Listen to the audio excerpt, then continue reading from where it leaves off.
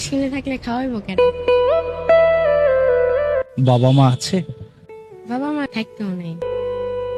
আমার বাপ চুরা ছিল জেলে, আর মা আরেকবারের সাথে বিয়ে বসছে। তোমার বাবা চুরি করার দায়ে সে জেলখানায় আছে, তোমার মা আর একজনের সাথে বিয়ে করেছে। তোমরা এই 4 ভাই বোন কোথায় থাকো এখন? আমার ভাই বোন এমন পালক, মানে আরেকজনের কাছে দিয়েছে। তুমি ঢাকায় কোথায় থাকো? ঢাকায় সরার দিন হতো না, বাসা নিয়ে থাকো না রাস্তায় থাকো? রাস্তায়। আল্লাহর প্রতি কোনো অভিমান নেই তোমার জীবন নিয়ে? না, এই জীবনটা আসলে কেমন? ভালোই লাগতেছে। এত কষ্টের পরেও বলবা যে ভালোই লাগতেছে কেন? কারণ আল্লাহ তো সবারই খুশি রাখছে, এমন আমরাও খুশি আছি।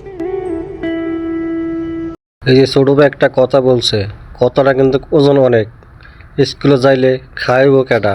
বাবা চুরির দায়ে জেলে গেছে, কিন্তু একটা মা চাইলে তার 4টা ছেলে মেয়েকে মানুষ করতে পারতো।